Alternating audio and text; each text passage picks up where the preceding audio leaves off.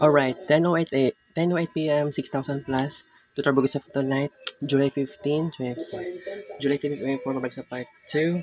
Evening edition, search mo lang. Alright. Hala, saan ni? Nag-order naman ako ng corn silog, morning rice nila, kining rice, dukot. I mean, bahaw.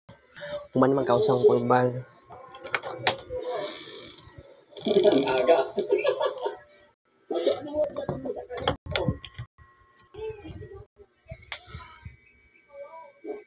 So, ako na yung mukhaon na ni guys. 60 pesos pero na lang. Okay lang. Bukat kay sa bulsa di ate, dako kong magasto karong adlaw guys. Nani ko na something sinangag. Ito nga magic sarap. Lamig ni ba? Wait lang ha.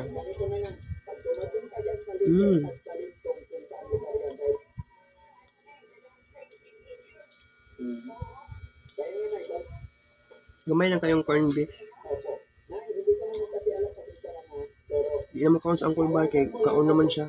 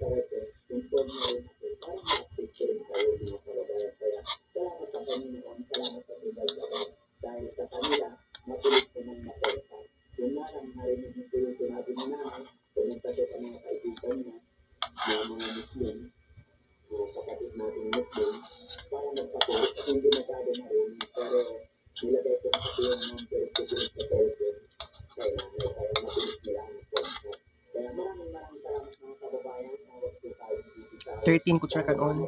13 kutsara corned beef containing for this. Alright. Corn silog.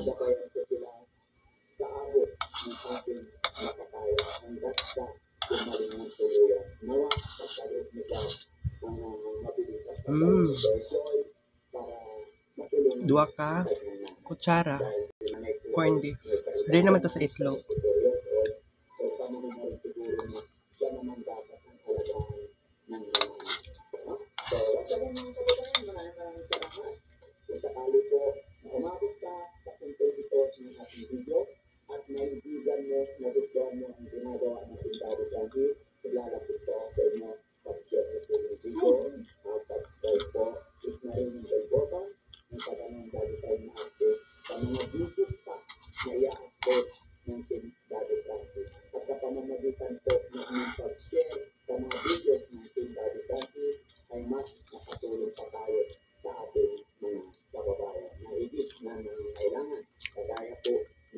Tulo ko tsara itlog na ketchup.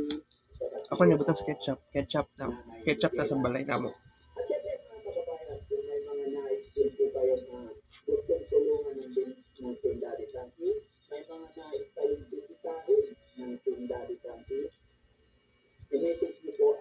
Unom katilap, corn silog. For very first time, naingon kong word, unom katilap, corn silog. Supposedly, word tilap lang naman. Wala na sumpay. Sa Kulbal nag-recommend sa kuha guys. Busod ano, corn silog. Mag-order og corn silog. Mag-ura ni ulit sa Kulbal. As nubi pasado katurong as G's.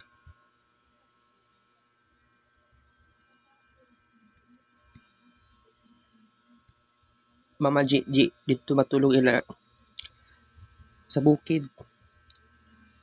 Siguro balay ni lulay nani. Manggod masultig tinodo kong mama gud.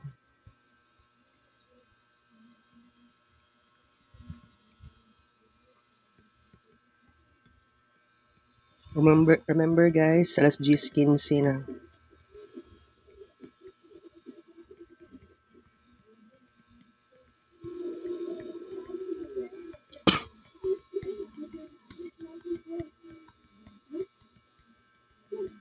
Wala ko tulog ba? Gusto ko matulog guys. Oh my God. Sa kalagitnaan ng gabi sa Georgia, pinag-uusapan ng dating Navy SEALs na sina Michael at Russell ang kanilang susunod na trabaho kasama ang ex-cop na kapatid ni Russell na si Green. Dapat silang magnakaw ng safe deposit box mula sa isang bangko na naglalaman ng mga lagang impormasyon na nagkaugnayan sa isang Danish-Russian mafia boss at sumasahalan sila na kakailanganin nila ng tulong mula sa mga tinaling pulis. Nang naglalang ay nakipagpulong sila sa mga opisyal na sina Marcos at Franco upang gumawa ng plano. Samantala, nakipagpulong ang Russian Prime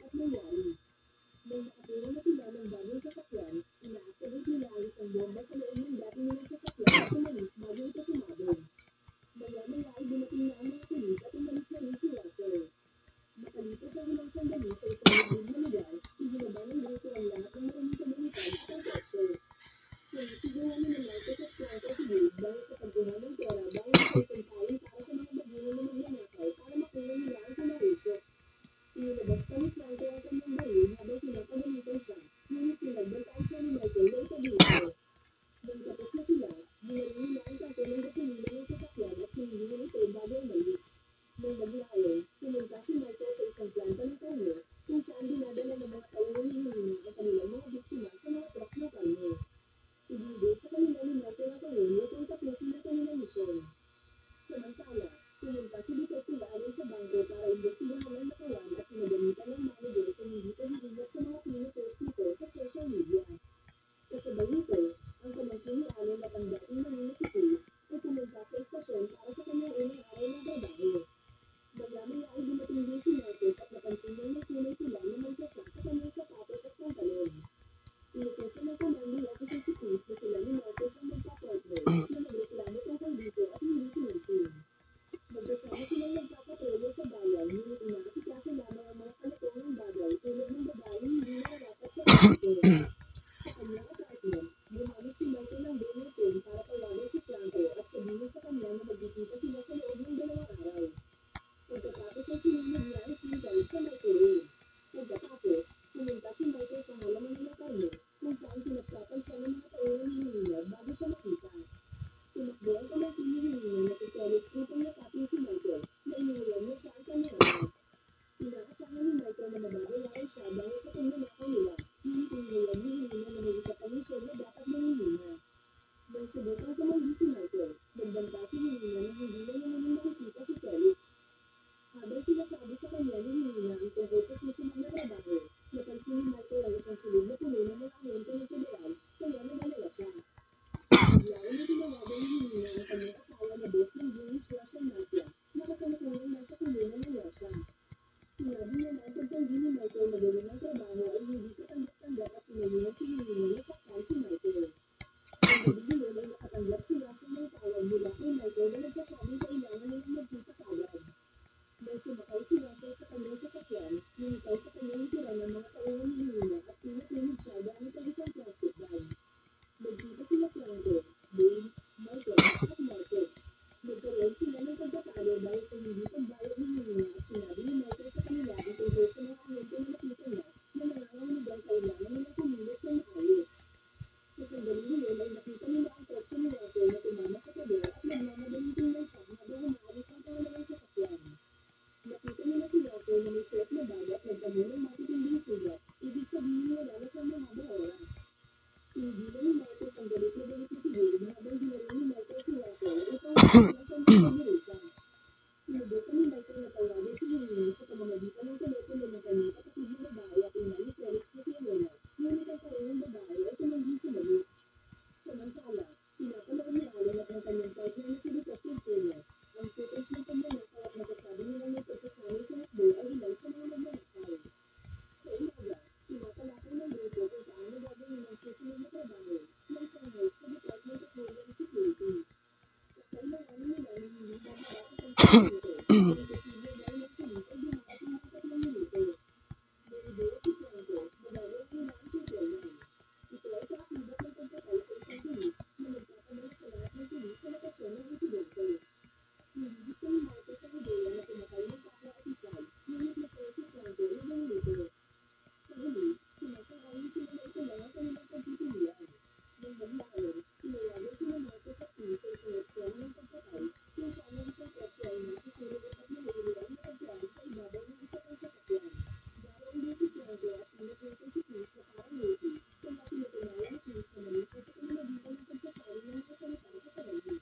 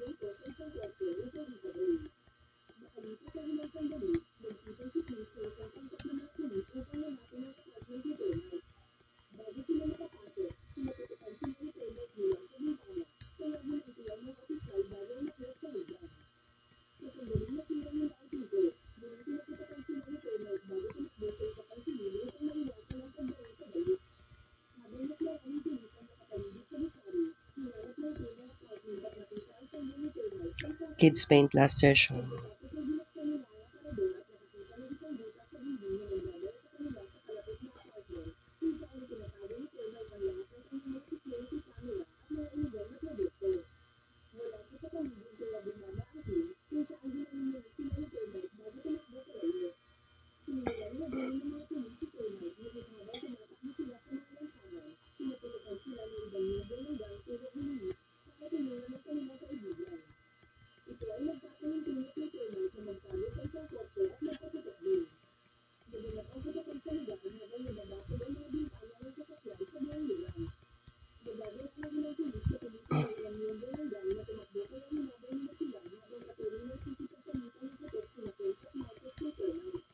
Biglang inihagis ni Termite ang baril niya na walang balak kaya lumabas si Chris mula sa pagkatalo ngunit ito ay isang panlilinlang mula kay Termite na may pangalang baril. Mabilis na nabangon si Chris at nakatakas si Termite. Tumakbo si Marcos para tingnan si Chris na maayos lang ang pakiramdam dahil sa bullet toothbrush. Pagkatapos, hinabol ni Marcos si Termite na wala ng maraming oras nang maitig siya sa isang bakod. Nang bumuti na ang pakiramdam ni Chris, nagsulot ang kumilos din si Chris at nakita niya si Marcos at Termite na nag-aaway dahil sa baril. Naghintay si Chris ng tamang panahon at binaril si Termite sa ulo. Pagkatapos ay Last session na ni si guys. Termite dahil sa pagkadismaya. Ang pagkamatay ni Termite ay nagdulot ng pagmumulong sa bayan, kaya mas maraming pulis ang kailangang dumating na parestuhin ng isang grupo ng mga miyembro ng gang. Samantala, si Michael ay nasa isang restaurant kasama si Lilino, umaasang makikita si Felix. Gayunpaman, sinabi ni Lilino na hindi darating si Felix at ibigay kay Michael ang kanyang telepono. Sina Elena at Felix ay sa beach ng Palawan at halos hindi sila nakausap ni Michael bago matapos ang bayan. Sinabay kay Lilino para ipaalala sa kanya kung sino ang natutunan. Binibigyan niya siya ng mga malagang detalye tungkol sa design Alright. ng tatlong na PNP at binibigyan niya ng Balik ng kutoto or unya. Kita kis Cervix Vlog, taga Firm Show. 10:28 p.m.